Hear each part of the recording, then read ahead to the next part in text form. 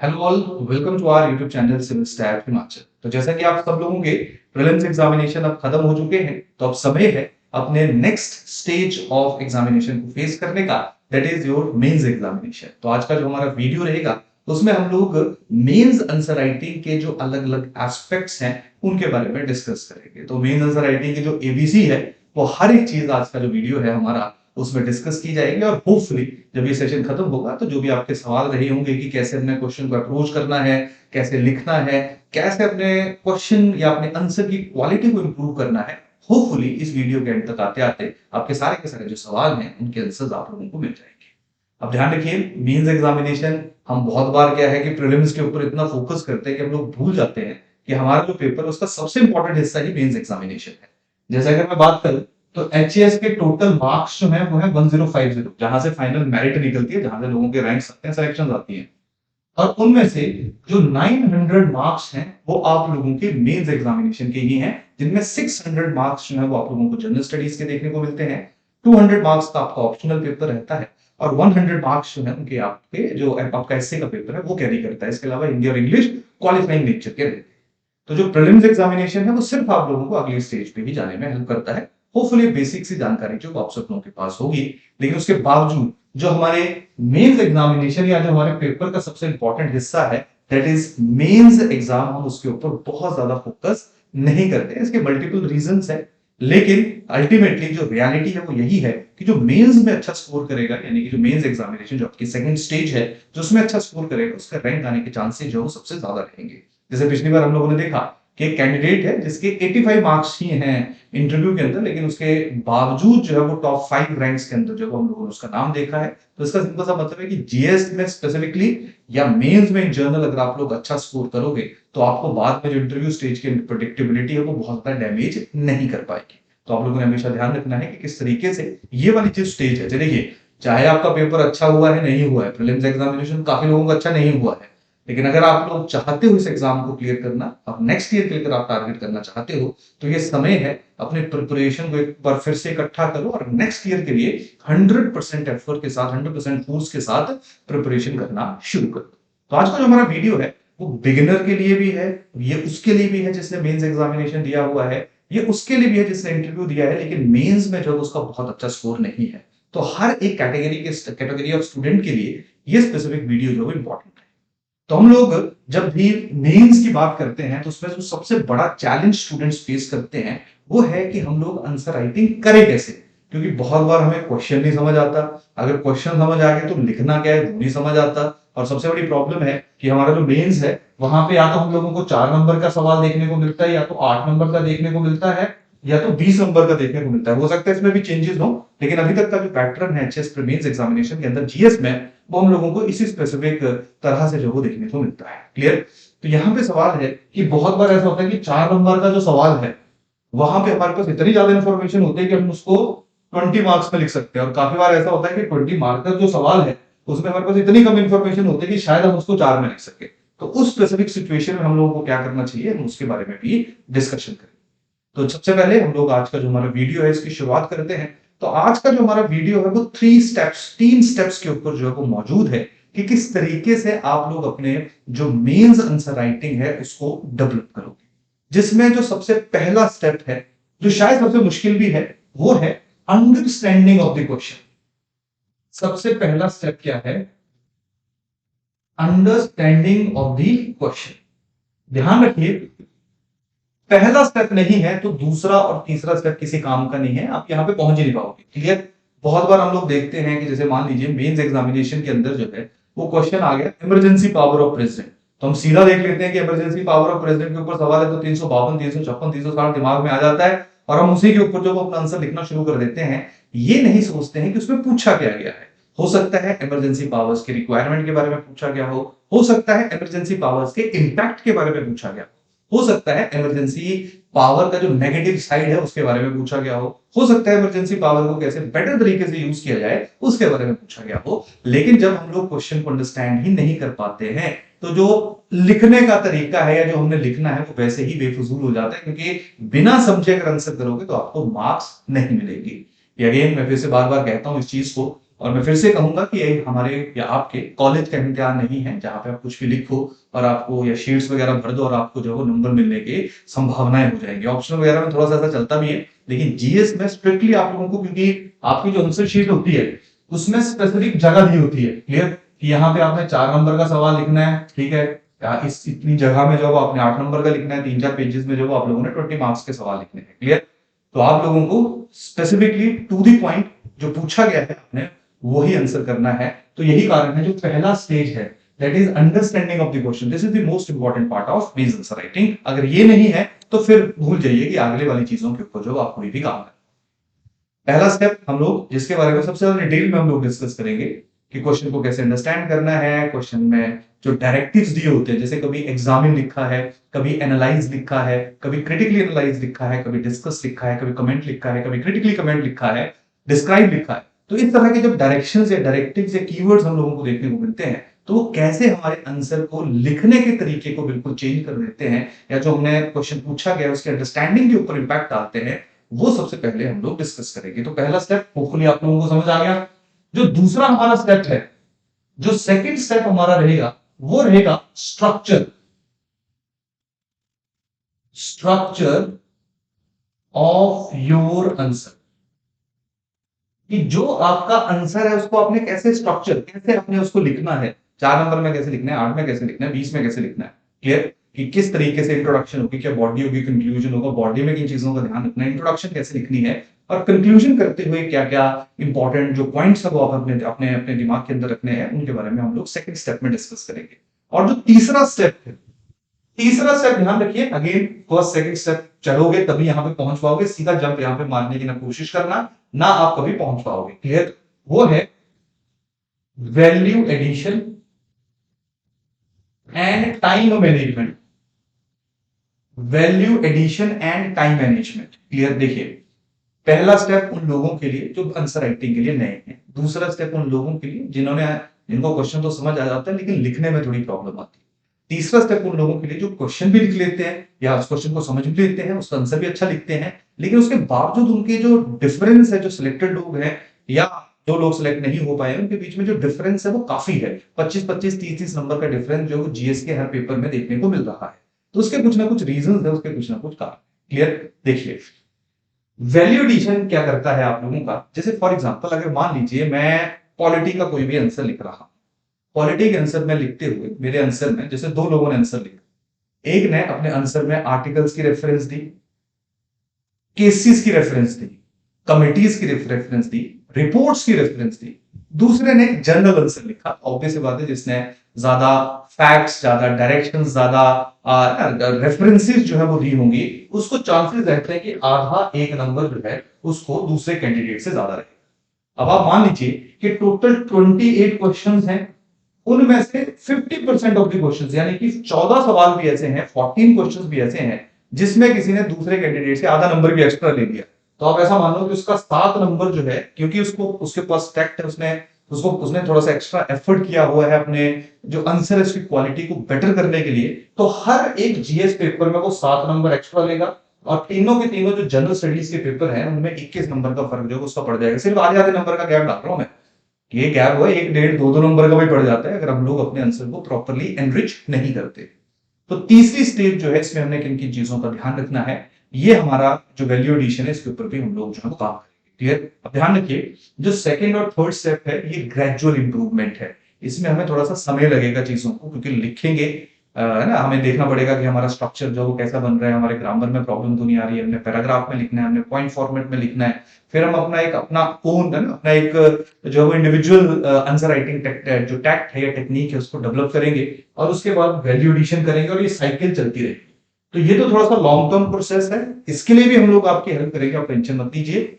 एक हमारा 1 month proper एक प्रोग्राम हम लोगों ने डिजाइन किया हुआ है, यूट्यूब के ऊपर ही रहेगा, फ्री ऑफ कॉस्ट रहेगा, जहां पे हम लोग स्टेप 2 और स्टेप 3 के ऊपर मेन काम करेंगे। आज के वीडियो में भी मैं आप लोगों को बताऊंगा कि कैसे आपने स्ट्रक्चर लिखना है, कैसे आपने वैल्यू एडिशन करनी है, लेकिन इसके लिए आप लोगों को अलग अलग सब्जेक्ट के अलग अलग एग्जांपल्स, अलग अलग क्वेश्चंस प्रैक्टिस करने पड़ेंगे, तब जाके जो मैं आपके साथ डिस्कस करूंगा आज की वीडियो में वो आप लोगों को 100% समझ आएगा। कुछ लोग आज के लेक्चर में भी इसको पूरा पिक कर लेंगे, कुछ लोगों को समझने में थोड़ा सा समय लगेगा। तो आज का जो हमारा सेशन रहेगा उसमें हम लोग जो स्टेप 1 है इसके ऊपर हमारा मेन ध्यान जो है वो केंद्रित रहेगा, तो आप लोगों ने जो है उन छोटी छोटी चीजों के ऊपर जो है वो ध्यान देना है कि कैसे हम लोग आंसर राइटिंग में आगे बढ़े। और एक चीज ध्यान रखिए, बहुत सारे स्टूडेंट जो हम लोगों ने पिछले 2-3 सालों में पढ़ाए हुए हैं, और ये इन हाउस स्टूडेंट्स के साथ तो हम लोग वैसे भी डिस्कस कर लेते हैं, लेकिन बहुत कम बच्चे इसको समझ पाते हैं। सबसे बड़ा प्रॉब्लम या सबसे बड़ी जो टेंशन मैंने देखी है, और वो होपफुली आप लोग भी फेस करते होंगे, वो ये है कि हम लोग बहुत डरते हैं, हम बहुत हिचकिचाते हैं कि अगर मैं कुछ लिखूंगा या लिखूंगी तो वो गलत हो जाएगा, मैं डिमोटिवेटेड हो जाऊंगी। ध्यान रखिए, 2-3 चीजें ध्यान रखिए आप लोग यहाँ पे, कि आप आज कैसा लिखते हो इससे कोई फर्क नहीं पड़ता, लेकिन हाँ, आप कल यानी कि अपने एग्जाम के अंदर कैसा लिखोगे, ये बहुत इंपैक्ट जो है वो आपके फाइनल टैली या फाइनल मार्क्स या फाइनल सिलेक्शन के ऊपर जो वो डालेगा। तो अभी थोड़ा सा एम्बेरस्ड हो जाओ, थोड़ी सी एक्स्ट्रा एफर्ट कर लो, अपना जो एक कंफर्ट जोन है उससे बाहर निकल आओ, तभी आप लोग धीरे धीरे जो अपने आप को इंप्रूव करोगे। क्लियर? और ध्यान रखिए, सिलेक्शन लेने में टाइम लगता है। टाइम इसलिए लगता है क्योंकि इन सारी की सारी चीजों या प्रोसेस से गुजरने में भी हम लोगों को काफी समय लगता है। तो जितना जल्दी हम लोग इनके ऊपर काम करना शुरू कर देंगे, जितने जल्दी हम लोग रियलाइज करेंगे कि हम कहाँ कहाँ लैग कर रहे हैं, कहाँ हमारी कमी है, और उसके ऊपर काम करेंगे, तो आपको रिजल्ट जो है वो आज नहीं तो कल जरूर मिल जाएंगे। तो आपने सबसे पहली बात क्या है कि घबराना नहीं है, हिचकिचाना नहीं है, कभी ये नहीं सोचना है कि कोई आपको जज करेगा, कोई फर्क नहीं पड़ता है। अल्टीमेटली जो है वो आपकी सिलेक्शन सबसे ज्यादा इंपॉर्टेंट है। बहुत सारे ऐसे लोग हैं जो बहुत बिलो एवरेज आंसर लिखा करते थे, लेकिन वो कभी डरे नहीं, कभी घबराए नहीं, और अब स्पेसिफिक टाइम पे जो है वो सिलेक्टेड कैंडिडेट्स, अब चलिए नाम तो छोड़िए, क्या लेना है हम लोगों ने भी, लेकिन इस स्पेसिफिक टाइम पे आप लोग उनको एसडीएम की पोजीशन पे, स्पेसिफिकली वीडियो की पोजीशन के ऊपर जो है वो देख रहे हैं। तो ध्यान रखिए, कोई भी जब हम लोग टॉप की पोजीशन को अचीव करते हैं तो उसके लिए बहुत ज्यादा सेक्रीफाइसेस, बहुत ज्यादा कॉम्प्रोमाइजेस, और बहुत बार जो अपनी कंफर्ट जोन से हम लोगों को बाहर निकलना पड़ता है। और मेंस आंसर राइटिंग जो कहीं ना कहीं यही आपका वो टेस्ट है जो आपको आपकी कंफर्ट जोन से बाहर निकालते हैं, क्योंकि अभी तक प्रीलिम्स में अच्छा करते हो, जो पढ़ोगे, अगर वो पेपर में आ जाएगा तो ऑब्वियस सी बात है, बच्चा परफॉर्म करोगे, लेकिन यहाँ पे जब तक प्रैक्टिस नहीं करोगे, इंप्रूव नहीं करोगे, तब तक जो है वो अच्छे नंबर आने के चांसेस थोड़े से कम रहेंगे। क्लियर? तो चलिए हम लोग ज्यादा टाइम नहीं वेस्ट करते हैं, और जो हमारा स्टेप 1 है उसकी तरफ मूव करते हैं, that is understanding of the question. Clear? अब देखो, तो इसके लिए जो है वो सबसे पहले मैं आप लोगों के साथ एक सिंपल क्वेश्चन जो है वो डिस्कस कर लेता हूं। क्लियर? ये एचएस का ही सवाल है, ये तो इजी क्वेश्चन है, इसको तो रहने देते हैं। क्लियर? ये भी आसान है, चलिए इसको उठा लेते हैं। क्वेश्चन देखिए क्या है, the 73rd constitutional amendment has resulted in genuine devolution of power and resources to Panchayati Raj institutions in India, discuss. अब ये आप लोगों के सामने सवाल है, ये थोड़ा सा मतलब बहुत मुश्किल सवाल भी नहीं है, लेकिन एक आसान सवाल भी नहीं है। तो यहां भी इस क्वेश्चन को हम लोग पिक कर लेते हैं, और वहां से थोड़ा सा मैं आप लोगों को अंडरस्टैंड करवाना शुरू कर देता हूँ, और अलग अलग डायरेक्शंस, अलग अलग डायरेक्टिव्स के ऊपर जो अभी तक आप लोगों के प्रीवियस ईयर्स में हम लोगों को क्वेश्चंस देखने को मिले हैं, तो हम लोग उनके ऊपर भी प्रॉपर्ली डिस्कशन करेंगे। क्लियर? तो देखो, अंडरस्टैंडिंग ऑफ द क्वेश्चन में जो सबसे पहला और सबसे इंपॉर्टेंट हिस्सा रहता है, वो रहता है कि हमारा जो सवाल है उसकी सेंट्रल थीम क्या है। देखिए, जो जो मैं आप लोगों को हर 3 स्टेप्स में, और 3 स्टेप्स में आप लोगों को करवाऊंगा, तो वो हर एक स्टेप दूसरे स्टेप के साथ जो रिलेटेड है, धीरे धीरे समझ आ जाएगा। यानी कि अगर मैं सेंट्रल थीम आपको अंडरस्टैंडिंग ऑफ द क्वेश्चन में करवा रहा हूं, तो यही सेंट्रल थीम आपको जब स्ट्रक्चरिंग ऑफ योर आंसर है, यानी कि जब आप लोग आंसर लिखना शुरू करोगे, तो आपको यही वाला काम जो पॉइंट है वो आप लोगों की हेल्प करेगा। क्लियर? तो सबसे पहला पॉइंट आ जाता है सेंट्रल थीम। सेंट्रल थीम का मतलब क्या है? जिसके सराउंडेड ये पूरे का पूरा सवाल जो है वो बुना गया है। तो अगर आप इसको थोड़ा सा ढंग से पढ़ोगे तो ये क्या है? ये 73rd constitutional amendment has resulted in genuine devolution of power and source to the Panchayati Raj institutions. तो आसान भाषा में ये पूरे का पूरा जो हमारा सवाल है, ये पंचायती राज इंस्टीट्यूशंस और 73rd कॉन्स्टिट्यूशनल अमेंडमेंट, इससे रिलेटेड। क्लियर? इसके अलावा तो नहीं है ना, इसी के ऊपर आधारित है। अब इसमें सेकंड स्टेप कि इस सेंट्रल थीम, यानी कि जो हमारा सेंट्रल टॉपिक है, इसमें कंटेक्स्ट क्या है, यानी कि हमने करना क्या है इसके साथ। हमने 73rd अमेंडमेंट के फीचर्स लिखने हैं, कैरेक्टरिस्टिक्स लिखने हैं, या कुछ और जो है वो एग्जामिनर हम लोगों से पूछ रहा है, दैट इज कंटेक्स्ट। और ध्यान रखना, context is the most important thing. ये नहीं लिखोगे, ये नहीं एड्रेस करोगे तो एक नंबर नहीं मिलेगा आप लोगों को। क्लियर? तो देखिए कंटेक्स्ट क्या है। This amendment has resulted in genuine devolution of power and resources. Clear? Devolution of power. अब ध्यान रखना है यहां पे रिसोर्सेस, और यहां पे एक वर्ड यूज किया गया है, दैट इज जेन्युइन। जेन्युइन का मतलब है कि रियलिटी में ही ऐसा हुआ है। तो बेसिकली ये जो पूरे का पूरा हमारा क्वेश्चन है, genuine devolution of power and resources, हर एक कीवर्ड जो उसको आप लोगों ने हमेशा सर्कल करना होता है, हर एक पॉइंट को आप लोगों ने सर्कल करना है, क्योंकि हमारे आंसर के अंदर हर एक चीज आनी चाहिए।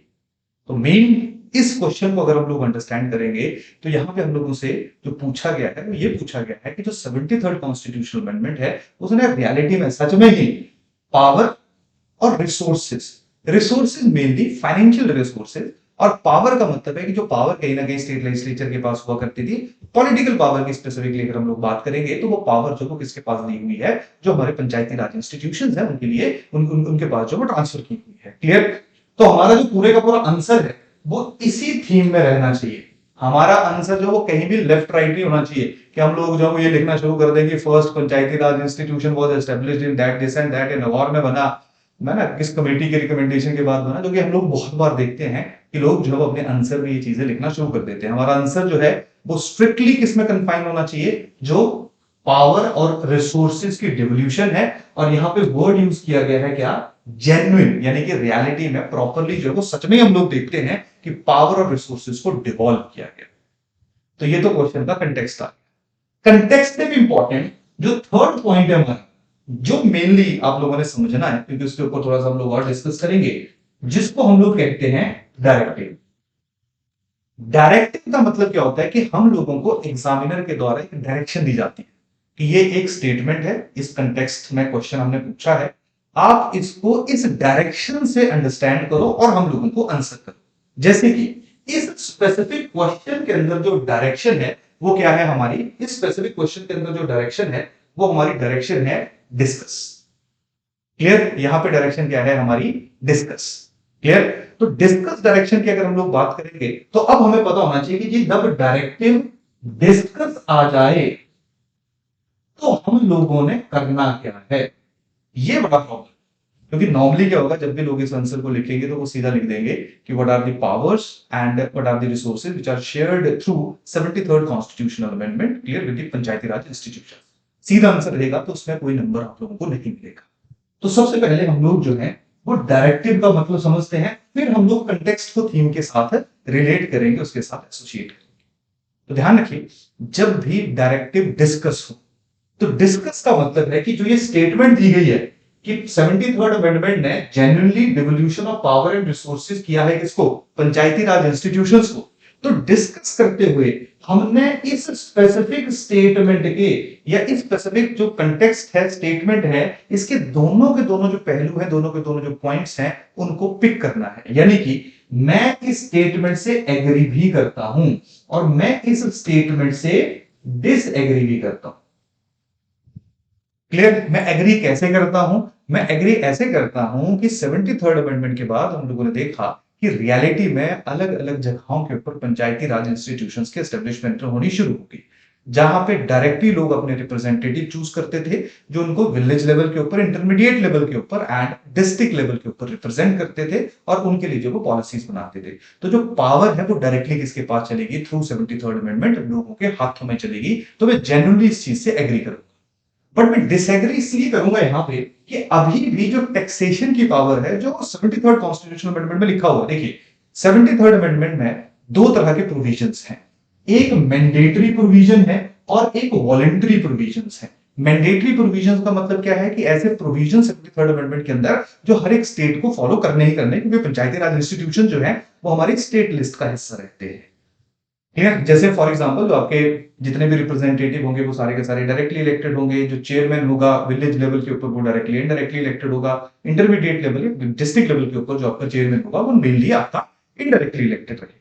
क्लियर? 21 ईयर से ज्यादा जिसकी भी एज होगी वो पंचायती राज इंस्टीट्यूशंस में जो है वो इलेक्शन लड़ सकता है। ये कुछ हमारे मैंडेटरी जो है वो प्रोविजंस है। उसके साथ साथ वुमेन के लिए 1/3 मिनिमम रिजर्वेशन देनी है, एससीज एसटीज ओबीसीज के लिए उनकी पॉपुलेशन के अकॉर्डिंग रिजर्वेशन देनी है। ये कुछ हमारे मैंडेटरी प्रोविजंस हैं। लेकिन उसके साथ साथ कुछ वॉलंटरी प्रोविजंस भी हैं। वॉलंटरी प्रोविजन क्या है कि जो फाइनेंशियल रिसोर्सेज हैं, अब ध्यान रखिए, जब तक पंचायती राज इंस्टीट्यूशंस के पास पैसा नहीं होगा तब तक वो कभी ग्रो नहीं कर पाएंगे, क्योंकि अल्टीमेटली पॉलिटिकल पावर तो आपने दे दी, लेकिन जब तक फाइनेंशियल पावर नहीं दोगे तब तक वो ना अपने लिए पॉलिसीज बना पाएंगे, ना ही अपने आप को ग्रो कर पाएंगे, डेवलप कर पाएंगे। और आपने जो फाइनेंशियल पावर्स है उसकी डिवोल्यूशन का जो अधिकार है वो किसको दे दिया, वो स्टेट लेजिस्लेचर को दिया कि स्टेट लेजिस्लेचर विल डिसाइड कि उसने पंचायती राज इंस्टीट्यूशंस को कब और कितना टैक्सेशन की पावर देनी है। तो फाइनेंशियल रिसोर्सेज जो है वो प्रॉपरली शेयर नहीं हुए हैं। तो डिस्कशन जब भी हम लोग करेंगे तो डिस्कशन में हम लोग दो डाइवर्स व्यू पॉइंट पिक करेंगे। डाइवर्स का मतलब क्या है कि ये स्टेटमेंट क्या बोल रही थी कि ये जेन्युइन डिवोल्यूशन ऑफ पावर हुई है, तो एक ने कहा कि बिल्कुल हुई है। एक हिस्सा यानी कि जब हमारा आंसर हम लोग लिखेंगे तो उसका एक हिस्सा जो है उस चीज को सही मानेगा कि जी बिल्कुल जेन्युइनली डिवोल्यूशन ऑफ पावर्स हुई है, लेकिन दूसरा हिस्सा ऑन कॉन्ट्ररी इसको कॉन्ट्रडिक्ट करेगा और वो कहेगा कि जेन्युइन डिवोल्यूशन ऑफ पावर नहीं हुई है। क्लियर? तो जब भी डिस्कस डायरेक्टिव आएगा तो हमारा जो आंसर होगा, जो हमने आंसर देना है, यानी कि जो क्वेश्चन की हमारी अंडरस्टैंडिंग वो ये कह रही है कि जो स्टेटमेंट दी गई है इसके साथ एग्री भी करना है और साथ में इसको डिसएग्री भी करना है। क्लियर? अब आपने इसको बिल्कुल देसी भाषा में समझो। देखो यार, जब भी हम लोग दो तीन दोस्त बैठे होते हैं और कोई भी एक टॉपिक के ऊपर हम डिस्कशन कर रहे होते हैं, जैसे मान लीजिए अभी इलेक्शन के ऊपर डिस्कशन कर रहे हैं हिमाचल में, तो वहां पे कुछ लोग किसी पॉलिटिकल आइडियोलॉजी को सपोर्ट कर रहे हैं, दूसरा जो किसी पॉलिटिकल आइडियोलॉजी को सपोर्ट कर रहा है। एक करंट गवर्नमेंट की एजुकेशनल पॉलिसी से खुश है, दूसरा उससे खुश नहीं। तो अगर कोई भी एक टॉपिक आ गया कि educational policy in Himachal Pradesh या education policy of Himachal Pradesh government, तो एक बोलेगा जी बहुत बढ़िया किया, वो अपने आर्गुमेंट्स देगा, दूसरा बोलेगा जी बिल्कुल कुछ नहीं किया, तीसरा बोलेगा ठीक है जी कुछ नहीं किया लेकिन ऐसा करेंगे तो ज्यादा बेटर। तो डिस्कशन जो होता है, डिस्कशन एक ऐसा टॉपिक है जो नॉर्मली चीजों को ब्रॉडली ओपन कर देता है, और जब ब्रॉड हम उसको ओपन कर देते हैं तो हमें इसके सारे के सारे डायमेंशन जो है वो इसमें कवर करने पड़ते हैं। और एक चीज हमेशा ध्यान रखना, जब भी डायरेक्टिव आपका डिस्कस होगा तो आप लोगों ने इसको कंक्लूड करना ही करना है। Conclusion is must, conclusion is must. तो सुनिए, ये सारी चीजें मैं आप लोगों को कंटेक्स्ट में थोड़ा सा चेंज कराऊंगा कि जब 4 नंबर का सवाल आ जाएगा तब हम लोग कंक्लूजन वगैरह नहीं करेंगे, चाहे डिस्कस भी होगा, क्योंकि नहीं कर पाएंगे, हमारे पास ना जगह होगी, ना टाइम होगा, ना शब्द होंगे। क्लियर? तो कहीं ना कहीं हिमाचल में क्योंकि 4 नंबर के सवाल आते हैं तो वहां पे हमें थोड़ा एक इजी पाथ जो है वो ढूंढना पड़ता है। 8 नंबर और 20 नंबर के जो सवाल रहेंगे उनमें आपने किसी भी एक क्वेश्चन को जब अंडरस्टैंड करना है तो इसी तरीके से जो आप लोगों ने अंडरस्टैंड करना है। क्लियर? समझ आएगा नहीं कि नहीं? तो रेदर देन मैक्सिमम लोगों ने जो आंसर इसका लिखा था, आई थिंक लास्ट ईयर का क्वेश्चन है ये, मैक्सिमम लोगों ने जिसको आंसर लिखा था उसमें ये मानना था कि कैसे एम्पावरमेंट हुई है with the help of Panchayati Raj institutions.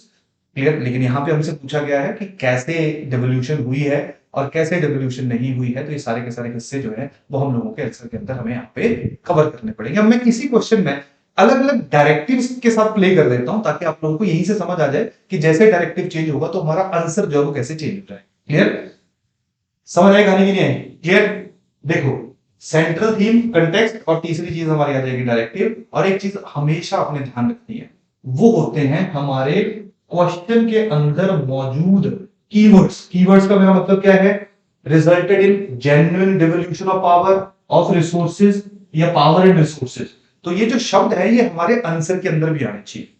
Clear? ऐसा नहीं है कि आपने इन वर्ड्स को जो अपने आंसर के अंदर नहीं लिखा। तो जितने भी कीवर्ड्स हैं, पंचायती राज इंस्टीट्यूशंस हैं, 73rd अमेंडमेंट है, पावर एंड रिसोर्सेज है, तीनों के तीनों कीवर्ड्स जो हैं वो हमारे आंसर के अंदर मौजूद होने चाहिए।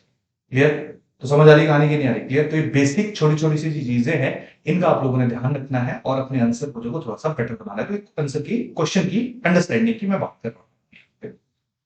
पहली बात समझ आ गई सब लोगों को? अब देखो, अब इसी क्वेश्चन को मैं थोड़ा सा चेंज कर देता हूं, इसी क्वेश्चन को थोड़ा सा चेंज कर देता हूं और यहां पे डिस्कस की जगह मैं कर देता हूं एनालिसिस।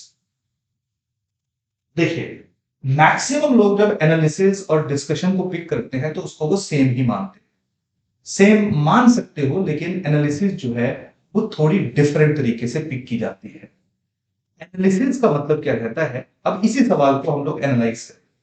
अब देखिए, एनालिसिस में प्रॉपर कॉज एंड इफेक्ट को ऑब्जर्व किया जाता है। जैसे यहां पे हमारा सवाल था, यहां पे हमारे क्वेश्चन का सेंट्रल कंटेक्स्ट क्या था कि जेन्युइन डिवोल्यूशन ऑफ पावर हुई है, devolution of power and resources हुई है। तो जब हम लोगों ने डिस्कशन किया तो डिस्कशन में हमने क्या किया? एग्री भी किया और डिसएग्री भी किया। लेकिन जब हम लोग इसको एनालाइज करेंगे तो एनालाइज का मतलब होता है कि हमें इस पूरे का पूरा जो क्वेश्चन है इसको छोटे छोटे हिस्सों में तोड़ना है। छोटे छोटे हिस्सों में कैसे तोड़ना है? ये तो थीम आ गई, अब हमने पहले तो देखना है कि वाई इट वॉज नीडेड, इसकी रिक्वायरमेंट क्या थी। क्लियर, एनालिसिस में ये अगर हुआ है तो ये क्यों हुआ है। Clear, why it was needed कि डिवोल्यूशन ऑफ पावर हमने क्यों थी, चाहे हमने लोकल लेवल के ऊपर जो हमारे इंस्टीट्यूशन उनको स्ट्रेंथन करने के लिए दी, चाहे उनको पॉलिटिकल एक्सपोजर देने के लिए की, चाहे ट्रू डेमोक्रेसी को जो है वो इंप्लीमेंट करने के लिए दी, कोई भी उसका रीजन हो सकता है। क्लियर, जहां पे जेन्युइन डिवोल्यूशन ऑफ पावर क्यों दी, जेन्युइन डिवोल्यूशन ऑफ पावर कैसे 73rd अमेंडमेंट की सहायता से हम लोगों को देखने को मिलती है, जहां पे आप लोग अगर 243 ए बी सी डी जितने आर्टिकल्स आप रेफरेंस के रूप में डालोगे उतना जो है वो आपका आंसर जो है वो बेटर रहेगा। और ये जो जेन्युइन डेवोल्यूशन ऑफ पावर है इसका क्या इंपैक्ट हम लोगों को देखने को मिल सकता है, और जेन्युइन डेवोल्यूशन ऑफ पावर में क्या क्या चैलेंजेस जो हैं वो हमारे द्वारा फेस किए जा रहे हैं। तो एनालिसिस में आप लोग समझिए कि एनालिसिस में ये स्पेसिफिक एस्पेक्ट जो वो और ज्यादा ब्रॉड हो गया, इसके मल्टीपल छोटे छोटे कंपोनेंट जो हमने ब्रेक कर दिए, जो सारे रिलेटेड इसी के साथ ही है, क्या जेन्युइन डेवोल्यूशन ऑफ पावर के साथ ही, कि क्यों हुई, क्या है, क्या इसका इंपैक्ट है, पॉजिटिव क्या है, नेगेटिव क्या है, फिर जाके कंक्लूजन इसका हो। तो एनालिसिस किसी भी एक क्वेश्चन को बहुत डिफरेंट तरीके से, बहुत ब्रॉड, बहुत वाइड तरीके से लिखने के लिए जो है वो हम लोगों को मजबूर करती है, विवश करती है या डायरेक्ट करती है।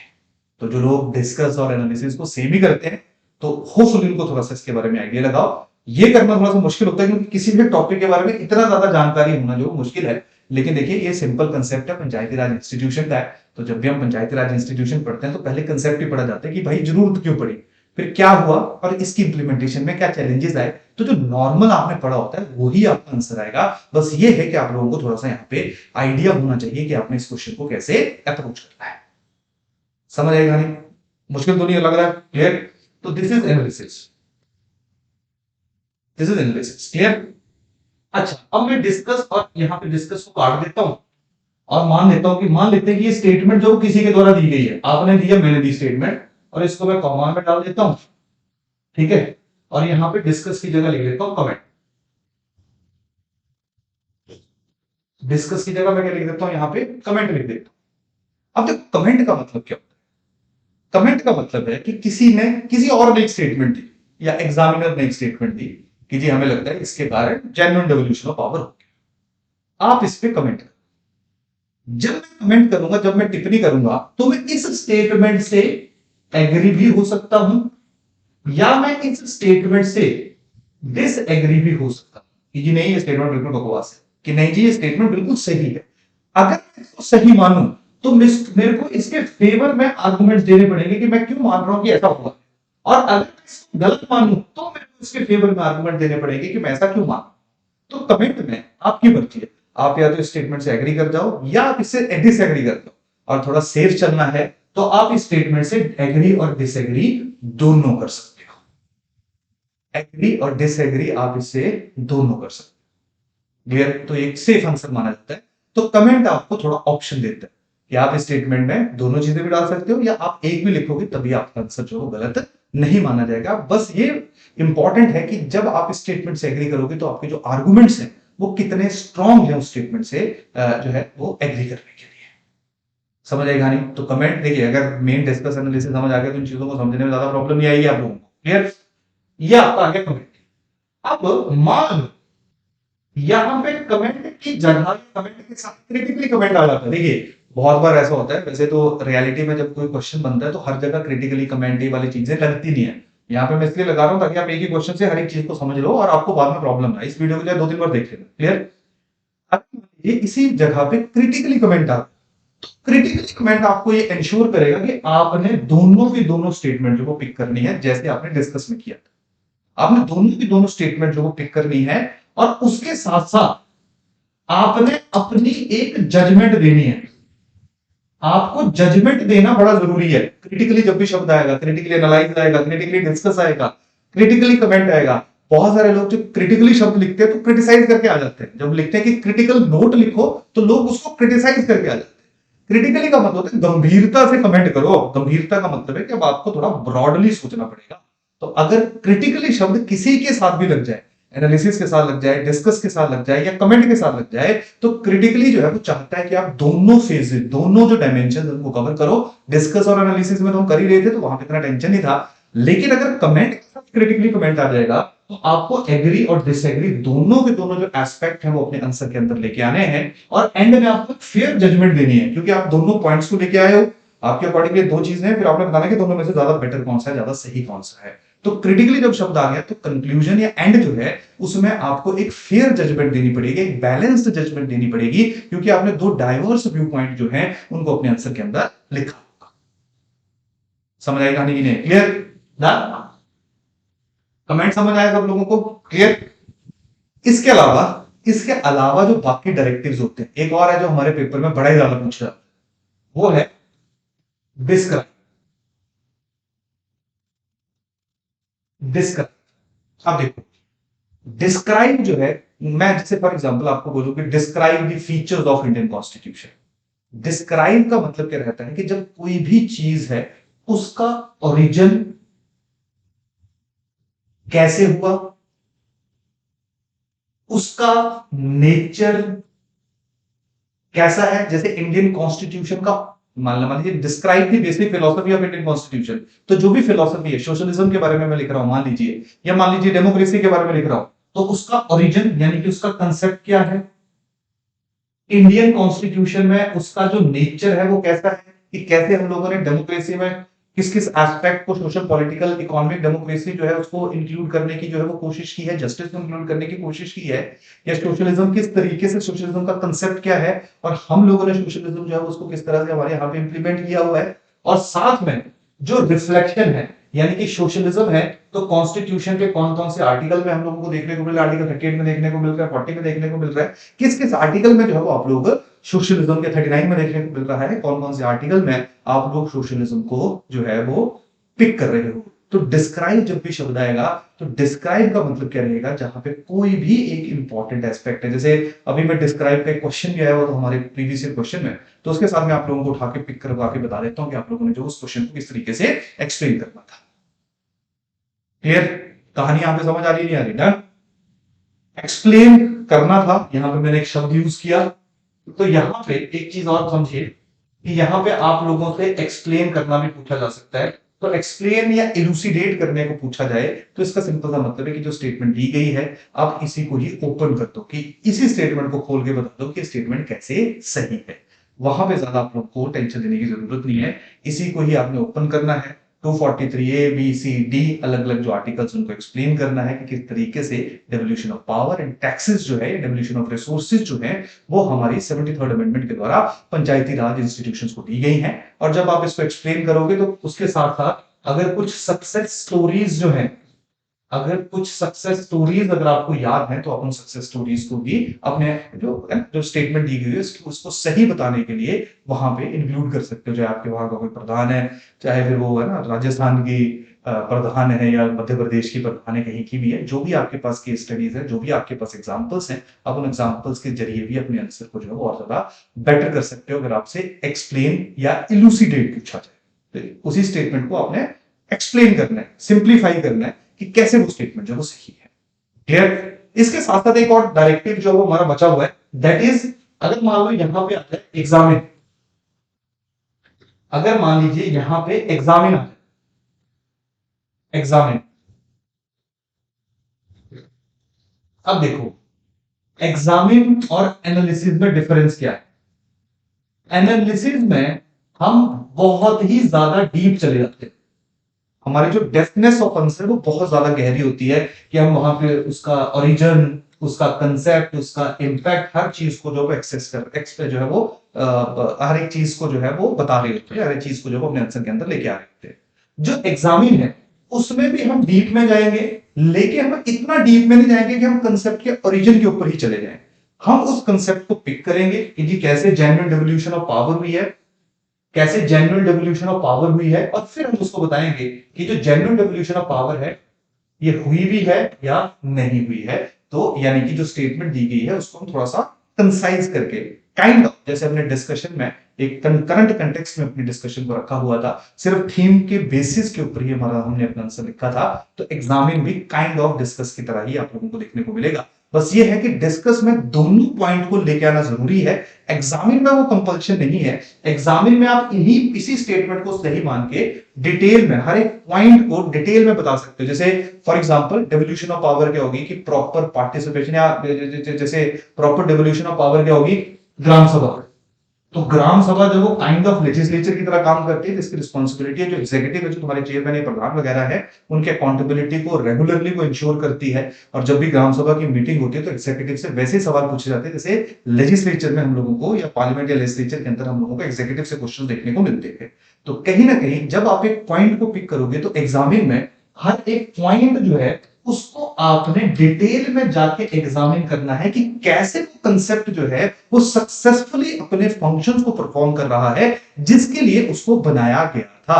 जैसे proper participation of disadvantage group, clear. तो जैसे अब बहुत सारी ऐसी स्टेट्स है, हिमाचल की अगर मैं बात करूंगा तो 50% रिजर्वेशन जो वहां पे वुमेन को दी गई है। इवन तो जब हम लोग वैसे पॉलिटिकल पार्टिसिपेशन की बात करते हैं, लोकसभा की बात करूंगा स्पेसिफिकली, तो वहां पे लेस देन 15% वुमेन जो है वो हम लोगों को अपने रिप्रेजेंटेटिव के रूप में देखने को मिलती है। लेकिन हिमाचल जैसे स्टेट में हम लोगों को 50% रिजर्वेशन जो है वो लोकल बॉडीज में देखने को मिलती है। तो कहीं ना कहीं फ्यूचर के लिए जो एम्पावर्ड या वुमेन एम्पावरमेंट जो है उसका काम हम लोगों को यहाँ पे देखने को मिल रहा है। तो devolution, genuine devolution of power की बात हो रही है, क्योंकि देखिए पावर वैसे भी डिवॉल्व हो सकते हैं कि जो मेल है ना, जो मेल डोमिनेटिंग सोसाइटी है या कुछ कास्ट जो डोमिनेट कर रहे हैं उन्हीं के पास पावर है। लेकिन जेन्युइन डेवोल्यूशन क्या होगी कि वो पावर जो हर एक तबके के पास पहुंचे। तो जब हम लोग 1/3 रिजर्वेशन की बात कॉन्स्टिट्यूशन में, और जो हिमाचल की सरकार ने 50% रिजर्वेशन दी हुई है, जब हम उसकी बात करते हैं तो कहीं ना कहीं वो जेन्युइन डेवोल्यूशन है, क्योंकि वो disadvantage state of the society को रिजर्वेशन देने की बात कर रही है।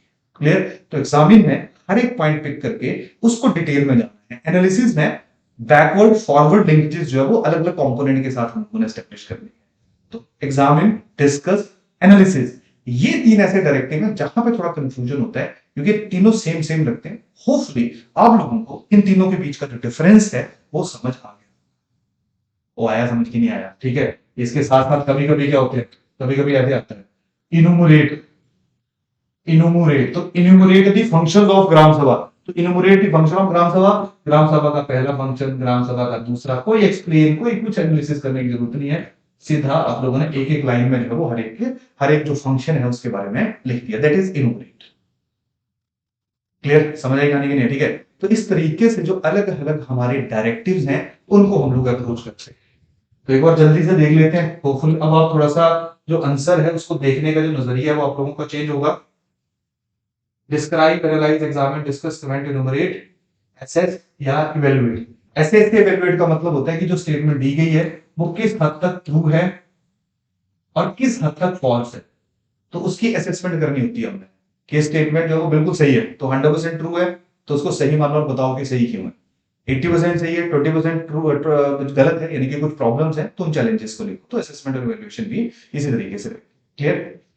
तो ये वो डायरेक्टिव्स हैं जिनके ऊपर हम लोगों को आज तक सवाल देखने को मिले हैं। तो होपफुली आप लोगों को डायरेक्टिव जो है समझ आ गए होंगे। अब ध्यान रखिए, टेंशन मत लीजिए। जो हमारे आई थिंक 1 या 2 तारीख से जब हमारा एक सेशन शुरू हो रहा है जिसमें हम लोग डेली मीन्स आंसर राइटिंग आप लोगों के साथ करेंगे, तो वहां पे सारे के सारे डायरेक्टिव्स को हम लोग इंक्लूड करेंगे। तो वहां पे इनकी एप्लीकेशन जो आप लोगों को और ज्यादा क्लियरली पता चले। क्लियर। तो देखिए जैसे अब सवाल है ये, Indian constitution is federal in form but unitary in spirit, comment. इस स्टेटमेंट से आप एग्री भी कर सकते हो जी बिल्कुल सही है, कुछ जगहों पे फेडरल फीचर्स भी हैं और स्पिरिट जो वो हमारी यूनिटरी है। तो यूनिटरी के 4 पॉइंट लिख दो, 3 पॉइंट जो है 3-4 पॉइंट जो फेडरल के लिख दो, हो गया कमेंट। मतलब आपने स्टेटमेंट से एग्री कर दिया। अगर आप डिसएग्री करना चाहते हो कि नहीं जी ऐसा नहीं है, हम लोग जो वो फेडरल ही है, तो कर सकते हो, लेकिन आपको प्रूव करना पड़ेगा जो कि सही नहीं है, क्योंकि ये लाइन जो है वो हमारे कॉन्स्टिट्यूशन के लिए परफेक्टली जो है परफेक्ट लाइन है। तो इस लाइन से एग्री करना ही आप लोगों के लिए ज्यादा समझदारी रहेगी, क्योंकि इस लाइन को अगर आप गलत मानोगे तो उसको प्रूव करना थोड़ा मुश्किल हो जाएगा। तो थोड़ा सोच समझ के, यानी कि ऐसा नहीं है कि आप लोगों को लाइन दी गई और कमेंट है तो आपने कोशिश करनी है उससे डिसएग्री करने की। अगर आपको लाइन लगती है कि सही लाइन है तो आप उससे एग्री करो और उसको एक्सप्लेन करो, या इसी को डिटेल में लिख दो। Municipal governance in India facing serious challenges post 74th constitutional amendment exam. Clear. तो यहाँ पे आप लोग जब एग्जामिन करोगे तो यहाँ पे आप डिग इन डिटेल में जाओगे कि क्या क्या चैलेंजेस फेस किए जा रहे हैं, क्या क्या चैलेंजेस जब आप लोग फेस कर रहे हो, और जो भी चैलेंज आप फेस कर रहे हो, चाहे मान लीजिए वो इंफ्रास्ट्रक्चर से रिलेटेड है, चाहे वो जो है वो आपका मान लीजिए रिसोर्सेज से, फाइनेंशियल रिसोर्सेज के एलोकेशन से रिलेटेड है, सैनिटेशन से रिलेटेड है, तो हर एक पॉइंट जब आप पिक करोगे तो आपने डिटेल में लिखना है कि ऐसा क्यों हो रहा है, क्लियर, क्या इसके रीजंस है। डन। तीसरा आ जाएगा analyse the problem of centre state relations in India. अब देखिए लास्ट ईयर का क्वेश्चन है, बहुत सारे लोगों ने जब ये आंसर लिखा तो उन्होंने क्या लिखा, problems of centre state relation, कि जी फाइनेंशियल प्रॉब्लम्स ये है, एग्जीक्यूटिव ना एडमिनिस्ट्रेटिव प्रॉब्लम्स ये हैं, लेजिस्लेटिव प्रॉब्लम्स ये हैं, और लिख दिया और उनको लगा कि आंसर मिल जाएगा। तो आपने बताना है कि क्या रीजंस हैं, व्हाई, क्या प्रॉब्लम के कारण क्या है, जिस तरीके का हमारा स्ट्रक्चर है, क्या रीजंस है कि सेंटर के पास ज्यादा पावर दी हुई है, क्लियर, तो क्यों उस देश को इकट्ठा रखने के लिए हम लोगों को इस तरह का सिस्टम जो है वो बनाना पड़ा, क्लियर, जहां पे हम लोग जो मेनली हमें unitary treated form of government जो है हम लोगों को देखने को मिलती है। फिर क्या प्रॉब्लम्स हैं, फिर इन प्रॉब्लम का क्या इंपैक्ट हो रहा है, क्लियर, फिर वे फॉरवर्ड, कैसे इनको सॉल्व किया जा सकता है। तो जब आप वे फॉरवर्ड लिखोगे तो बेटर है कि सरकारी कमीशन है ना, कमीशन की रिकमेंडेशन, पुंछी कमीशन की रिकमेंडेशन, एआरसी की रिकमेंडेशन, उनको लोगों वे फॉरवर्ड या सोल्यूशन में साइट कर दो। तो ध्यान रखो, अगर आपने यही लिखा होता तो नंबर जो आपको थोड़े से कम मिलते थे। तो एनालिसिस में थोड़ा सा एक कंपोनेंट को आगे और पीछे हर तरीके से जो हम लोग जोड़ने की कोशिश करते हैं, क्लियर। तो ये था, ऐसे हम लोगों ने जब अपने आंसर को समझना होता है, ऐसे जब हम लोगों ने अपने आंसर को जो है वो ऑब्जर्व करना होता है। अब देखो ये क्वेश्चन 4 नंबर का सवाल है। अब इसमें क्या करोगे तुम लोग, क्वेश्चन है, ढंग से पढ़ो, सोचो कि कैसे लिखोगे, फिर मैं ये भी बताता हूं कि तुमने क्या सोचा और वो नहीं सोचना था। 4 नंबर का सवाल है, discuss various welfare schemes for women in India, clear. आपने क्या सोचा, व्हाट आर वेरियस स्कीम्स, आपके दिमाग में आएगा ना, बेटी बचाओ बेटी पढ़ाओ, नारी शक्ति, है ना, कि जो जो वुमेन एम्पावरमेंट के लिए जो स्कीम्स हैं, जो सरकार के द्वारा वेलफेयर के लिए जो वो स्कीम, उज्ज्वला स्कीम जो सरकार के लिए जो लॉन्च की गई है, आपने उनको डिस्कस करना है। नो डाउट उन स्कीम्स के बारे में तो आपने लिखना है, लेकिन वहां पे आपने लिखना है कि कैसे हर एक स्कीम जो है, कैसे उज्ज्वला स्कीम जो है उसने वुमेन हेल्थ को इंप्रूव करने की कोशिश की है, कैसे उज्ज्वला स्कीम जो है वो अभी भी काफी वुमेन के लिए एक्सेसिबल नहीं है। यानी कि जब आप डिस्कस दी वेलफेयर स्कीम्स की बात करोगे तो आपने डिस्कशन करनी है उन स्कीम्स के ऊपर। व्हाट आर नहीं पूछा आपसे, डिस्कस पूछा हुआ। 4 नंबर में ये लिखना नो डाउट मुश्किल होता है। तो वहां पे बहुत सारे लोग जो वो ये लिख देते हैं कि पहली स्कीम दूसरी स्कीम। तो अगर आप वैसे भी लिखोगे, मान लीजिए आपने जो है वो उज्ज्वला स्कीम लिखी, तो कोशिश करो उज्ज्वला स्कीम के साथ एक उसका पॉजिटिव एक नेगेटिव लिख दो, क्लियर, क्योंकि उससे उस स्कीम को आपने डिस्कस कर दिया। अगर आप सिर्फ ये लिखोगे कि this scheme has been launched for this specific purpose, तो फिर आप व्हाट को एड्रेस कर रहे हो, डिस्कस को एड्रेस नहीं कर रहे। तो यहाँ पे 4 नंबर के सवाल में इतने बड़े क्वेश्चन को कैसे एड्रेस किया जाए, तो यहाँ पे 3 स्कीम्स लिखो और हर एक स्कीम में 3 लाइनें डालो। और 3 लाइनें जब आप डालोगे तो एक लाइन क्या फीचर है, एक में उसको क्रिटिसाइज करो। फीचर उसका पॉजिटिव चीज है, उसका क्रिटिसिज्म जो है उसका नेगेटिव चीज आ जाएगा। तो फीचर एंड क्रिटिसिज्म, उससे जो डिस्कस डायरेक्टिव है वो अपने आप एड्रेस हो जाएगा, क्लियर। तो छोटी छोटी चीजें होती है जिनको हम लोगों ने जब आंसर राइटिंग करनी होती है ध्यान रखना होता है। बहुत सारी प्रॉब्लम यही आती है कि हम करें कैसे, कि हम लोग जो है वो कैसे इन चीजों को जस्टिफाई करें कि जी इंट्रोडक्शन भी देनी है, कंक्लूजन भी देना है, तो हम लोग करें कैसे। तो पहला स्टेप होपफुली आप लोगों को समझ आ गया होगा कि कैसे हम लोग जो है वो क्वेश्चन को अंडरस्टैंड करेंगे। दूसरा स्टेप हमारा रहेगा स्ट्रक्चर ऑफ आंसर, कि हम लोग आंसर को लिखेंगे तो हमने किस स्ट्रक्चर को, क्या स्ट्रक्चर जो है अपने आंसर का बनाना है। देखिए 4 नंबर का सवाल है, ना इंट्रोडक्शन देनी है, ना कंक्लूजन देना है, कुछ नहीं करना है, सिर्फ क्या लिखना है, बॉडी लिखनी है। डिस्कस आया सीधा, various schemes launched by the government for the welfare of women, पहली स्कीम दूसरी स्कीम तीसरी, कोई लिखने की जरूरत नहीं है, क्लियर, कोई इंट्रोडक्शन देने की जरूरत नहीं है, क्योंकि इंट्रोडक्शन दोगे तो जगह ही नहीं बचेगी तुम्हारे पास। 3 लाइनें तुम्हारी इंट्रोडक्शन खा जाएगी और 4 लाइन तुम्हारे पास बच जाएगी, तो क्वेश्चन के साथ तुम जस्टिस नहीं कर पाओगे। इंट्रोडक्शन देखो ये स्मार्ट वर्क है, इंट्रोडक्शन 4 नंबर के सवाल में नहीं देनी है। कहां देनी है, जहां पे याद ही ना हो कुछ। मान लो वेलफेयर स्कीम एक ही पता है या 2 ही पता है, तो वहां पे इंट्रोडक्शन कि government of India has taken various steps for the welfare of women, है ना, लाइक 1 2 3 4 जो भी एक आधा स्कीम आपको याद है, और उसी को बाद में एक्सप्लेन कर। तब आप लोग ये ट्रिक खेल सकते हो इंट्रोडक्शन या कंक्लूजन वाला, अगर आपके पास कंटेंट नहीं है। लेकिन अगर आपके सीधे सीधे 3-4 पॉइंट हैं तो कोई इंट्रोडक्शन और कंक्लूजन देने की आवश्यकता नहीं है। लेकिन जो आप लोगों के 8 नंबर का सवाल है, 8 नंबर के सवाल का मतलब है कि 120 वर्ड्स वाला क्वेश्चन है। और यह आपका 20 मार्कर सवाल है।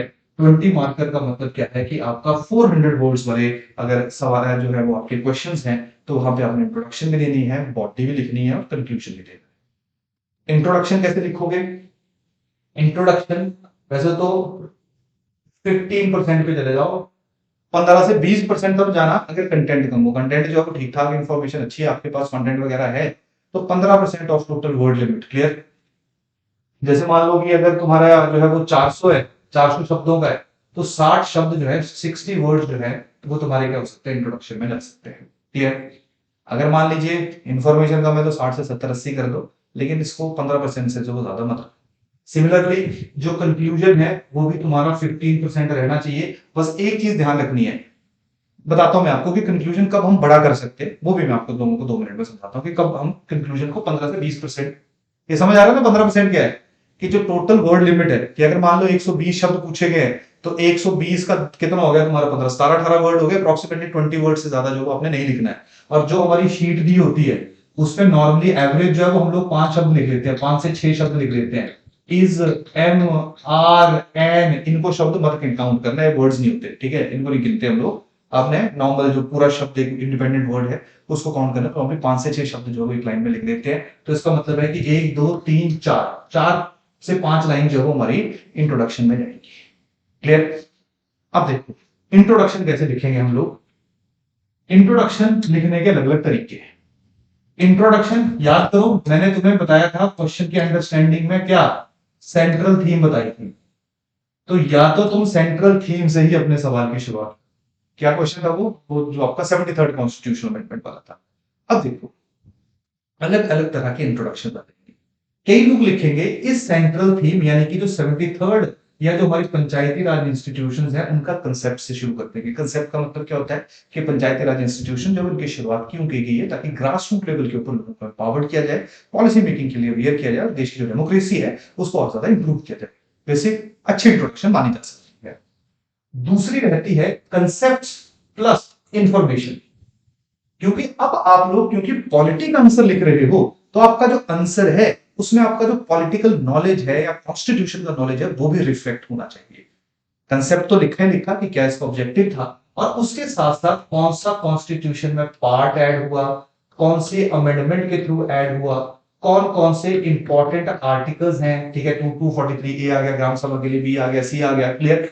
अलग अलग आर्टिकल्स की रेफरेंस अगर आप लोग अपने इंट्रोडक्शन में डाल दोगे, तो ये यानी कि कंसेप्ट प्लस इंफॉर्मेशन। इंफॉर्मेशन क्या हो सकती है? कोई और ज्योग्राफिक आंसर लिख रहे हो तो कोई फैक्चुअल इंफॉर्मेशन हो सकती है, मैप बेस्ड इंफॉर्मेशन हो सकती है, ज्योग्राफिकल इंफॉर्मेशन हो सकती है, सोशल लिख रहे हो तो कोई रिपोर्ट की इंफॉर्मेशन हो सकती है। तो कंसेप्ट प्लस इंफॉर्मेशन के साथ अगर आप अपने क्वेश्चन को इंट्रोड्यूस करोगे तो और ज्यादा परफेक्ट हो सकता है। तीसरा, concept plus context. Concept plus context क्या था कि हाउ दिस स्पेसिफिक अमेंडमेंट जो है that leads to genuine devolution of power, और वहां पे आप आर्टिकल्स की रेफरेंस दे दो कि वो article 243 A B C D, क्योंकि ये रियलिटी में ही जेन्युइन डिवोल्यूशन ऑफ पावर जो उसको रिफ्लेक्ट करते हैं। तो जो बेस्ट इंट्रोडक्शन मानी जाती है वो आपकी तीसरे वाली है। अगर इसमें कहीं करंट अफेयर इंटीग्रेट हो जाए, वैसे इसमें तो नहीं हो पाएगा। अगर मान लीजिए आपके पास कोई करंट का रेफरेंस है, कोई करंट का जो वो एंगल है, तो कंसेप्ट, कंटेक्स्ट और करंट ट्रिपल सी से अगर इंट्रोड्यूस करोगे, that is the perfect introduction. बड़ी चीज दिमाग में बिठा लो, परफेक्शन की तरफ मत भागो। 100 आउट ऑफ 100 नहीं आने हैं ना, हमने लेने हैं, हमने 100 में से 50 ही लेना है, उसी तक। यानी कि कुछ आपके आंसर देखिए, 28 क्वेश्चन है ना, अब थोड़ा सा वो भी समझ लो कि क्वेश्चन को टाइम मैनेजमेंट कैसे। 28 सवाल है, इनमें से सबसे पहले क्वेश्चन पेपर को गो थ्रू करो और लोकेट करो अपने स्ट्रॉन्ग पॉइंट। स्ट्रॉन्ग पॉइंट का मतलब है वो क्वेश्चन जिसका करंट, कंटेक्स्ट और जो कंसेप्ट है वो आपको बिल्कुल क्लियर है, टिक करो उसको। ये समझ आ गया, ये मेरा परफेक्ट फर्स्ट नंबर क्वेश्चन है, मतलब मेरा बेस्ट क्वेश्चन यही है। ये आपके बनेंगे कम से कम 20 के आसपास, जो आपको बहुत ही अच्छे तरीके से आते हैं। तो ये वो क्वेश्चन होंगे जहां पे आपने अपनी जान लगा देनी है, मतलब जहां पे आपने कोशिश करनी है मैक्सिमम मार्क्स फेच करने की। फिर आ जाओ उन क्वेश्चन के ऊपर जहां पे आपके पास बहुत ज्यादा जानकारी नहीं है, वो आपके होंगे 5 से 6 क्वेश्चन जो आपको बड़े ज्यादा नहीं आते होंगे। हो सकता है 18 और 8-9 हो जाए, ये भी हो सकता है। ऐसा 20 ही बड़े अच्छे होंगे, 15-16 भी हो सकते हैं पेपर पे, कि नेचर पे भी डिपेंडेंट होता है। मान लीजिए मैं आपको एग्जांपल दूं, तो जब आप इन 20 को लिखोगे ना, तो आपने इन 20 में अपने पूरे एनर्जी जो वो झोंक देनी है। मतलब आपने परफेक्ट अच्छा आंसर लिखने की कोशिश करनी है। जब आप इन 5-6 को लिखोगे, लूज इंट्रोडक्शन लिखो, फटाफट बॉडी के ऊपर आओ और कंक्लूजन लिखो।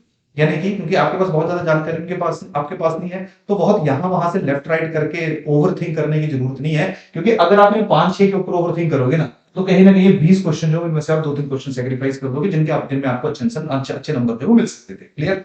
और उसके साथ साथ 2 से 3 क्वेश्चन या 1 से 2 क्वेश्चन ऐसे होंगे जो आपको बिल्कुल नहीं आते। अब बहुत बार हम लोग भी कह देते हैं कि जी अगर नहीं आते तो भी लिख के आ जाते, पर अब आप खुद सोचो, अगर इन 2-3 शब्दों के लिए मैंने 100 शब्द लिख दिए, या मान लो 200 वर्ड लिख दिए मैंने, 3 8 8 के सवाल थे, मैंने 300 शब्द लिख दिए इसके लिए। ये 300 वर्ड जो है वो मेरे एक 20 नंबर के क्वेश्चन को खत्म कर सकते हैं, जो मेरे को बहुत अच्छा था। तो ये तभी मारना जब बड़ी ज्यादा स्पीड हो तुम्हारी, और तुम बहुत ही जो है वो अपना पेपर जो है उसको प्रॉपरली अटेम्प्ट कर लेते हो, या तुम्हारे पास टाइम बचा हुआ, तब इनको कर लेना, तुक्का तुक्का जो भी तुमने करना होगा। वैसे कोई फायदा नहीं, अगर 0% ही आता है तो कुछ नहीं कर पाओगे। हाँ, थोड़ा बहुत आता है तो लिख लो, एक आधा नंबर मिल सकता है, लेकिन इस एक आधे नंबर के चक्कर में अपने 20 नंबर का जो अच्छा सवाल है उसको मत गायब करते। तो पहले हम लोग यही करते हैं, पहले हमारे जो बेस्ट आंसर है उनको लिखेंगे, लेकिन उनमें भी मैनेज रखना है आपने हमेशा कि इनको मैंने 2.5 घंटे में खत्म करना है, इनको मैंने 2 घंटे 10 मिनट में खत्म करना है। क्लियर। और जो 50 मिनट हो गए उनमें मैं इन सवालों को करूंगा, ताकि ऐसा भी ना हो ना, क्योंकि अल्टीमेटली जितने ज्यादा क्वेश्चन जो है वो आप सॉल्व करोगे उतना ज्यादा वो आप लोगों के लिए बेटर रहेगा। तो आपको ऐसी चीजों को जो है मैनेज करना होगा। क्लियर। तो हर आंसर आपका अच्छा नहीं हो सकता है, दिमाग में बिठा। बस यही जो है वो पूरा टैक्ट है, ट्रिक है कि कैसे आप लोकेट करोगे, कैसे आप वहां पे, ऐसा नहीं कि पहले नंबर से शुरू करके और फिर हर एक की कोई इक्वल इंपॉर्टेंस दे रहे हो, ग्रैंड में फंस जा रहे हो। पहले वो क्वेश्चन करो जो अच्छे हैं, जिनमें आप अच्छे नंबर जो ले सकते हो। तो इंट्रोडक्शन जो आप लोग इस तरीके से कर सकते। क्लियर। उसके बाद सेकंड आ जाएगा आपका बॉडी पोर्शन। बॉडी पोर्शन लोग पूछते हैं जी सर पॉइंट में लिखें, पैराग्राफ में लिखें, जैसे मर्जी लिखो, लेकिन ध्यान रखो बॉडी में जितनी हेडिंग्स और सब हेडिंग्स होंगी उतने ज्यादा नंबर मिलने के चांसेस ज्यादा होंगे। जैसे एग्जामिन है या एनालिसिस है, वहां पे मल्टीपल पॉइंट्स बनते हैं, यानी मल्टीपल एस्पेक्ट्स कवर करने होते हैं, तो वहां पे हेडिंग बनाओ पॉइंट लिखो, हेडिंग बनाओ पॉइंट लिखो। ग्रामर अच्छा नहीं है, पॉइंट में लिखो। ग्रामर बहुत अच्छा है, डिस्कस वाला डायरेक्टिव है ना, तो वहां पे पैराग्राफ के साथ आंसर करो। जब पैराग्राफ के साथ आंसर लिखोगे तो हमेशा जो इंपॉर्टेंट कीवर्ड्स हैं उनको अंडरलाइन करो। पॉइंट में वो अंडरलाइन करने की जरूरत नहीं होती, क्योंकि पॉइंट एंड पॉइंट वैसे दिख जाते हैं, लेकिन फिर भी अगर पॉइंट में आपने कोई इंपॉर्टेंट फैक्ट दिया, इंफॉर्मेशन दिया है, आपको लगता है कि आर्गुमेंट बहुत स्ट्रांग है, उसको अंडरलाइन जरूर कर दो, ताकि एग्जामिनर जब उसकी नजर आपकी बॉडी के ऊपर पड़े। 4 नंबर के सवाल में सजेशन नहीं दूंगा, 8 और 20 में कोशिश करनी है, 20 में तो हर एक क्वेश्चन में कोशिश करनी है कि फ्लो चार्ट जरूर बनाओ। फ्लो चार्ट का मेरा मतलब क्या है कि Panchayati Raj institutions, article 243 A B C D, या ऐसे बना दो Panchayati Raj institutions, mandatory devolution of power, voluntary devolution of power, 1 2 3, ऐसे फ्लो चार्ट जो है अपने डिजाइन कर लो, ड्रॉ कर लो। 20 नंबर में अच्छा इंपैक्ट डालता है एग्जामिनर को, पूरा जो क्वेश्चन पूछा गया है उस क्वेश्चन के जो समझ आया तुमने लिखना है, उसी के अकॉर्डिंगली इसको जो है एक फ्लो चार्ट के रूप में जो रिप्रेजेंट कर दो। 20 नंबर में मैं कहूंगा कि जरूर करो। 8 में जहां थोड़ा थोड़ा लग रहा है कि ना मैप बनाना है, मैप बना दो, फ्लो चार्ट बना दो, है ना, हिमाचल का मैप बना दो, इंडिया का मैप बना दो, सोशल इश्यूज में ना मैप के थ्रू ट्राइब्स को दिखा दो। क्लियर। तो थोड़ा सा जो है वो आपके आंसर को और ज्यादा बेटर बनाता है। ये वैसे थर्ड स्टेप भी है, लेकिन साथ में मैं आप लोगों को इन चीजों को यहीं पे बता दूं। क्लियर। तो बॉडी में आप लोगों ने पॉइंट लिखो, पैराग्राफ लिखो। बॉडी क्या है? बॉडी वो था जो हमने पढ़ा था क्वेश्चन का कंटेक्स्ट प्लस डायरेक्टिव। कंटेक्स्ट और डायरेक्टिव आपको पूरा बॉडी में आना चाहिए, और बॉडी दिखनी चाहिए। दिखने का मेरा मतलब क्या है कि आपने 4 लाइनें लिखी, इंट्रोडक्शन की, तो यहां से बॉडी शुरू करो, ताकि पता चल जाएगी कि आपको बॉडी पोर्शन जो शुरू हो चुका है। वहां लिखने की जरूरत नहीं है कि बॉडी है, वो पता लग जाएगा अपने आप ही, वो समझ आ जाती है सब। क्लियर। और लास्ट आ जाता है आपका कंक्लूजन। देखिए, अगर आपने ऊपर क्रिटिसाइज किया हुआ है मैक्सिमम चीजों को, कि जैसे ट्राइबल इश्यूज में सरकार को क्रिटिसाइज किया, क्वेश्चन ही था कि बड़ा various challenges faced by tribes in Himachal Pradesh या इन इंडिया, तो ऑब्वियस बात है क्रिटिसिज्म होगा। तो कंक्लूजन हमेशा आपका सोल्यूशन होना चाहिए, यानी कि कंक्लूजन जो हमेशा वे फॉरवर्ड होना चाहिए।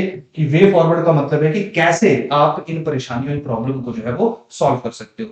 यहां पे ध्यान रखिए, एक जर्नल सोल्यूशन होता है कि जी ऐसा कर दो, इनको पैसा दे दो, वो दे दो, तीसरा ही दे दो। एक सोल्यूशन होता है जो कमेटी के रेफरेंस पे आता है कि जी इस कमेटी की रिकमेंडेशन ये है, इस रिपोर्ट के द्वारा ये कहा गया, वर्ल्ड बैंक के द्वारा ये कहा गया, डब्ल्यूएचओ के द्वारा ये कहा गया, सरकार की मिनिस्ट्री के द्वारा ये कहा गया, नीति आयोग के द्वारा ये कहा गया। तो जब आप वे फॉरवर्ड में सोल्यूशन किसी रिकमेंडेड सोर्स का दोगे, इंस्टीट्यूशन का दोगे, तो वो आपके आंसर को और बेटर बनाएगा और आपको ज्यादा मार्क्स जो फेच करने की कोशिश करेगा। सेंटर स्टेट रिलेशन में प्रॉब्लम लिखी, वे फॉरवर्ड जर्नल दे रहे हो कि जी गवर्नर को सुधार लो, ये कर लो, वो कर लो, और दूसरा पंची कमीशन की रिकमेंडेशन दे रहे हो, सरकारी एक रिकमेंडेशन दे रहे हो, ऑब्वियस सी बात है वो आपका सोल्यूशन जो ज्यादा इंपैक्टफुल होगा, ज्यादा स्ट्रॉन्ग होगा। और अगर जर्नल आंसर लिखा हुआ है, कोई क्रिटिसाइज बड़ा ज्यादा नहीं किया हुआ है, तो कंक्लूजन जो है वो हमेशा बैलेंस्ड होना चाहिए और एंड में हमेशा पॉजिटिव होना चाहिए। कि जैसे 73rd अमेंडमेंट में नो डाउट कुछ चैलेंजेस है, प्रॉब्लम है, लेकिन 73rd अमेंडमेंट ने डेमोक्रेसी को ग्रास रूट लेवल के ऊपर स्ट्रेंथन भी किया हुआ है, पावर भी दी हुई है, जिससे लोग और ज्यादा डेमोक्रेसी के लिए अवेयर हुए हैं, जो फ्यूचर में हमारे लिए बेटर हो सकता है। That is the positive conclusion. ये नहीं है कि जी नहीं जी खराब हो रहा है सब कुछ, कुछ नहीं हो सकता, दैट इज नेगेटिव इंटेंट। और ब्यूरोक्रेट से हमेशा पॉजिटिव एटीट्यूड जो है वही एक्सपेक्ट किया जाता है। उसका एटीट्यूड हमेशा सॉल्यूशन ओरिएंटेड होता है, परेशानी है सोल्यूशन दो। उसका एटीट्यूड हमेशा पॉजिटिव होता है कि परेशानी भी है, पता ही नहीं हो सकता कुछ भी, लेकिन फिर भी वो ये फ्यूचर को हमेशा, ये हमेशा फ्यूचरिस्टिक होता है, हमेशा ये सोचता है कि फ्यूचर में हर एक चीज जो अच्छी हो जाएगी, हर एक चीज जो है वो बेटर हो जाएगी। समझेगा नहीं है, क्लियर है? तो इस तरीके से जो आपने अपने आंसर को सेकंड स्टेप स्ट्रक्चर, ये बोलना आसान था, होपफुली आपको समझ भी आ रहा हो, थोड़ा समझ आएगा थोड़ा ना आ रहा हो, लेकिन अब आप लिखोगे, जैसे जैसे आप लिखोगे वैसे वैसे जो आप लोगों के लिए और ज्यादा चीजें बेटर है। और तीसरी स्टेज आ गई, that is your value addition. तो देखिए वैल्यू एडिशन क्या है, वैल्यू एडिशन इंट्रोडक्शन में है, वैल्यू एडिशन बॉडी में है, वैल्यू एडिशन कंक्लूजन में है। वैल्यू एडिशन बॉडी में क्या है, फ्लो चार्ट्स हैं, वैल्यू एडिशन करंट अफेयर्स हैं, वैल्यू एडिशन रिपोर्ट्स हैं, वैल्यू एडिशन अगर कॉन्स्टिट्यूशन लिख रहे हो तो आर्टिकल्स हैं, कमिटीज हैं, डाटा है। क्लियर? इंट्रोडक्शन में value addition concept plus context plus current affair है।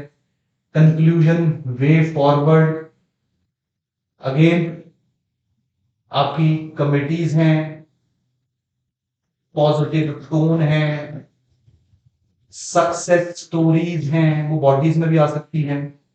क्लियर? कहीं की भी आपने चाहे बिलासपुर की सुना दी है ना, किसी भी एक प्रधान की कहानी सुना दी, किसी म्युनिसिपल मेंबर की कहानी सुना दी, 21 साल की लड़की जो बिलासपुर में जिला परिषद की मेंबर बनी, उसकी उसकी रेफरेंस दी थी। तो कहीं ना कहीं जो रेफरेंसेस हैं, अब ध्यान रखना, सबसे इंपॉर्टेंट चीज तो भूल गया मैं, इकोनॉमिक सर्वे की रेफरेंस दे दी। इकोनॉमिक सर्वे कोशिश करो हिमाचल प्रदेश की रेफरेंस दो, as per Himachal Pradesh economic survey. तो इतना रटवा दिया तुम्हें सरकार ने या कमीशन ने कि अब तो तुम्हें वैसे याद होगा। क्लियर? हिमाचल प्रदेश का कोई सोशल इशू के ऊपर सवाल दे रहे हो तो सोशल चैलेंज का एग्जांपल दो, हिमाचल के लिए जितने एग्जांपल्स दे सकते हो उतने एग्जांपल्स दो। तो इस तरीके से तुम्हारा जो आंसर्स है, तुम्हारे जो नंबर है, वो थोड़े थोड़े धीरे धीरे इंक्रीज होने शुरू हो जाएंगे। हो सकता है आधा आधा नंबर भी इंक्रीज हो। तो मैंने बताया आपको कि अगर मान लो 28 में से 14 में भी तुम्हें ये सब करने से आधा आधा नंबर भी एक्स्ट्रा मिल रहा है, तो 7 में 21 नंबर तुम्हारे दूसरों से वैसे ज्यादा, क्योंकि सब नहीं कर पाएंगे। क्लियर? तो थर्ड स्टेज थी जिस पे आप लोग थोड़ा सा काम करोगे तो आप लोगों के लिए जो है वो चीजें आसान रहेगी। क्लियर? तो होपफुली आप लोगों को जो आंसर राइटिंग का ज्यादा लंबा सेशन हो गया, मैंने सोचा था कि 20-25 मिनट का लूंगा, पर चलिए जो ऑब्जेक्टिव है हमारे सेशन का वो शायद पूरा हुआ होगा। तो कोशिश करो, अगर फिर से आपको लगता है कि फिर से समझाया जाए चीजों को, एक एक करके समझाया जाए, तो मैं एक एक करके भी आपको प्रॉपर लिख के भी बता दूंगा कि इसको हम ऐसे कर सकते थे, इसको हम ऐसे कर सकते थे। लेकिन ध्यान रखिए आपको अपना आंसर राइटिंग स्टाइल जो डेवलप करना है, अपनी थॉट प्रोसेस को चैनलाइज करना है, और अल्टीमेटली जो आप लोग यहाँ पे पहुंच जाओगे। तो इसी के साथ आज का जो सेशन है, तो चलिए इसको करते हैं खत्म। होपफुली आप लोग अपनी तैयारी अच्छी तरीके से करोगे। अगर मान लीजिए आपका इस बार पेपर अच्छा नहीं हुआ है, तो नेक्स्ट टाइम आपका पेपर जरूर अच्छा होगा, बशर्ते आप आज से ही अगले साल की तैयारी करना शुरू कर दो। ओके जी, बहुत बहुत धन्यवाद, थैंक यू।